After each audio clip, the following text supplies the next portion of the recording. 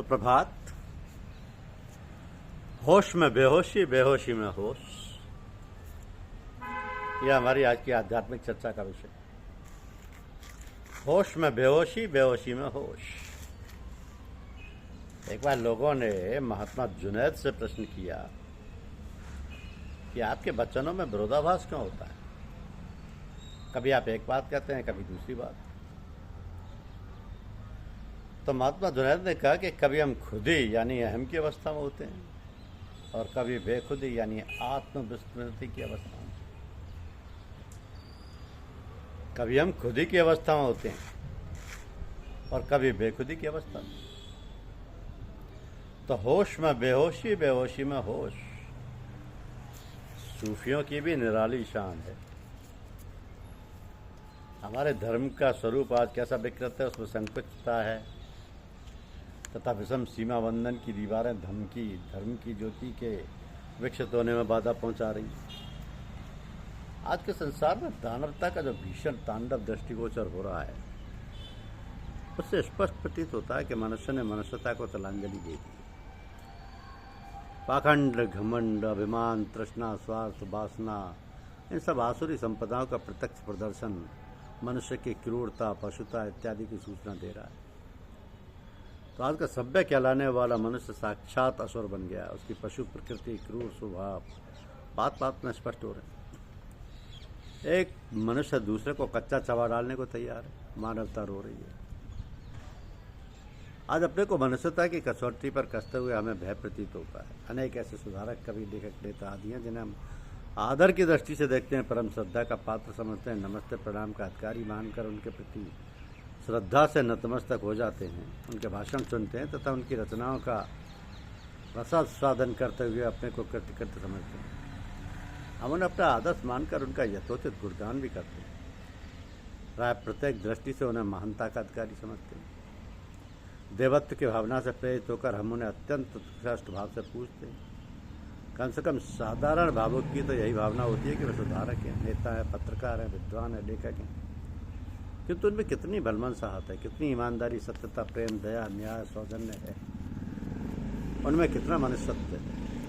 इस तत्व पर हमारे मानसिक नेत्र कम एकाग्र होते हैं।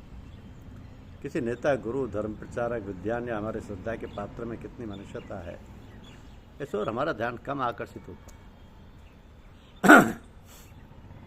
यदि हम मनुष्य नहीं है तो फिर सुधारक, नेता, राष्ट्र के पथ प्रदर्शक, आचार्य बनने से क्या प्रयोजन? मनुष्यत्व की प्राप्ति हमारा चरम लक्ष्य है। यही हमारा धर्म है। सब कुछ यही है। हमें निम्न प्राणियों से ऊंचा बनाता है। सच्चा मानव बनने के लिए हमें दैवी गुणों को, जो हमारे परम पिता परमात्मा के हैं, जो हमारी आत्मा के आभूषण हैं, धारण करना होगा। श्रीमद् भागवत गीता में कहा कि दैवी संपद विमोक्षाय, अर्थात मोक्ष प्राप्ति के लिए दैवी संपदा की अनिवार्य आवश्यकता है। तो प्रत्येक व्यक्ति का कर्तव्य है कि मनुष्य बनने के लिए दैवी संपदा को एकत्र करने का प्रयत्न करे। बंधन तथा मोक्ष क्रम से असुरत्व एवं मनुष्यत्व के ही परिणाम। जो असुर है वह नित्य बंदी है, वह अपनी वासनाओं का गुलाम है। वह संसार में भी बंदी है, परतंत्र है तथा गुलाम है। साथ ही दूसरे जन्म में भी बंदी रहेगा। जिसने दैवी संपदाओं का संग्रह किया वह स्वतंत्र है, सच्चे मनुष्यत्व का अधिकारी है। ऐसे ही व्यक्तियों के सत्कर्मों से पृथ्वी टिकी हुई है। संसार में 3 प्रकार की भावनाएं पाई जाती हैं: पशु भावना, जीव भावना, आत्म भावना। दैवी संपदाओं की वृद्धि से मनुष्य आत्म भावना प्राप्त करता है। दैवी संपदा के विषय में कहा गया है गीता में कि निर्भयता अंतःकरण की शुद्धि, तत्व ज्ञान के लिए ध्यान योग में स्थित दान, दम, यज्ञ, स्वाध्याय, तप, सरलता, हिंसा, सत्य, क्रोध, त्याग, शांति, परनिंदा, त्याग, सब पर दया, अनासक्ति, मृदुता, लज्जा, स्थिरता, तेज, क्षमा, धृति, पवित्रता, द्रोभाव, निराभिमानता, ये सच्चे मानव के लक्षण। इस प्रकार के जीवन को प्राप्त कर लेना ही सच्ची मानवता है। तो परमपिता परमात्मा से हमारी यही प्रार्थना होनी चाहिए कि हे भगवान, नेता, समाज सुधारक, बड़ा बनता बनाने से पूर्व तो हमें पूरा सच्चा वास्तविक मानव तो बना।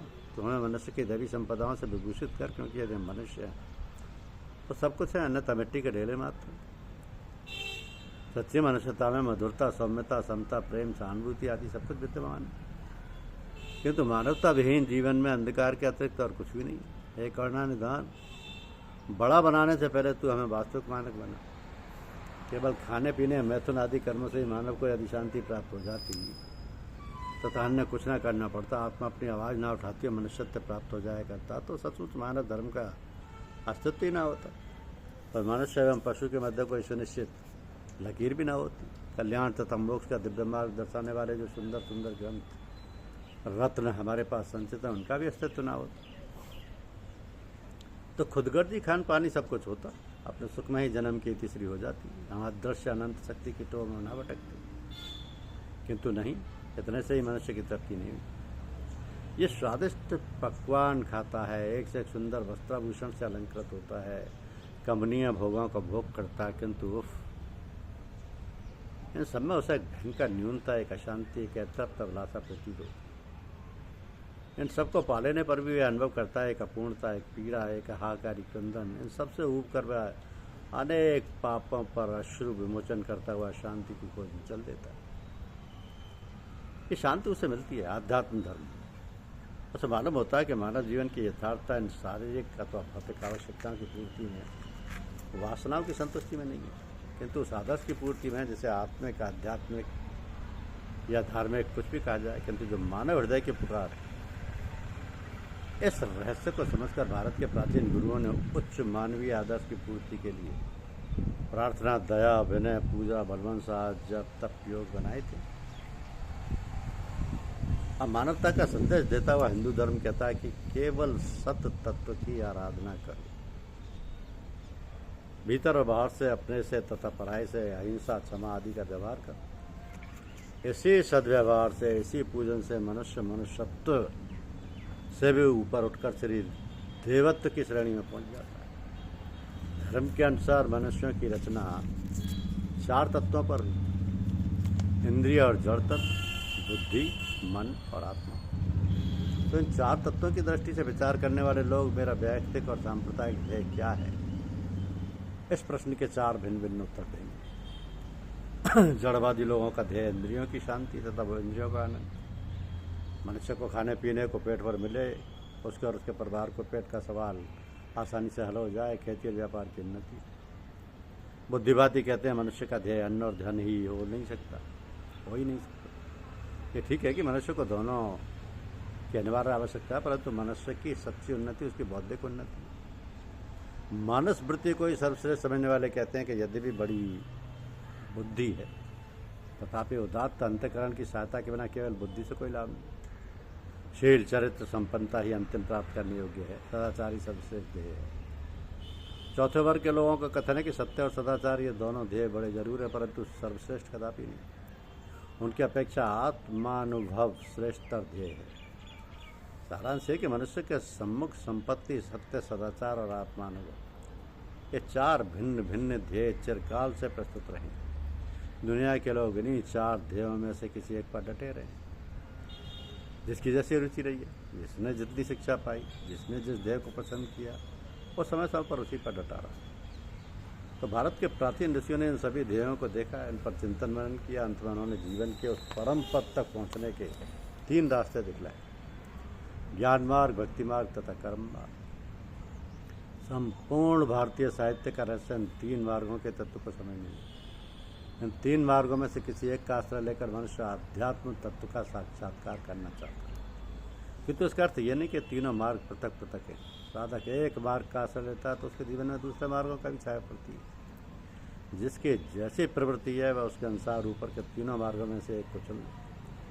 जो चिंतन तथा विचार में निमग्न रहने वाले दार्शनिक हैं, गूढ़ आध्यात्मिक गुत्थियों को बुद्धि से सुलझा सकते हैं, वे ज्ञान मार्ग चुने।